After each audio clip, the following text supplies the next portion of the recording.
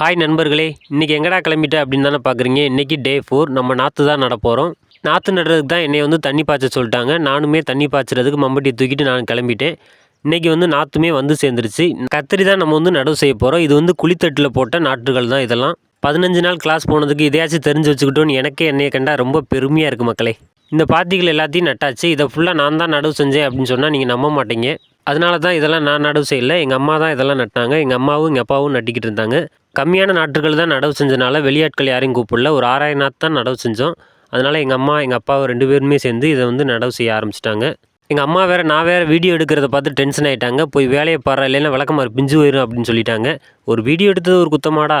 எனக்கு அவ்வளோவா நாற்றுகள்லாம் நட தெரியாது. இன்றைக்கி நட்டு பார்ப்போம் அப்படின்னு சொல்லி நானும் களத்தில் இறங்கிட்டேன். நானும் ஒவ்வொரு நாற்றுகளாக நட்டு பார்த்தேன். எல்லா நாற்றுகளுமே படுத்துக்கிடுச்சு. என்னடா படுத்துக்கிடுச்சு அப்படின்னு பார்த்தேன். படிப்பு தான் வரலன்னு பார்த்தேன். ஆனா இப்பதான் தெரியுது இதுவுமே வர மாட்டேங்குது. ஒரே வேதனையா இருக்கு நண்பர்களே.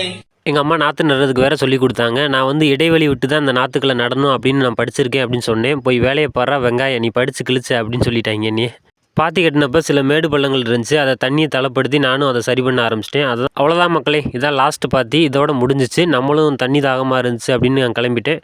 பக்கத்துலேயே பார்த்தீங்க அப்படின்னா வாய்க்காலில் தண்ணியே நானும் மோந்து கடன்னு குடிக்க ஆரம்பிச்சிட்டேன். இதுதான் நமக்கு அமிர்தம் மாதிரி இருக்கும். ஒரு வழியாக முடிச்சாச்சு மக்களே. பெண்டு நிமிந்துருச்சு. அப்புறம் பார்க்கலாம் மக்களே.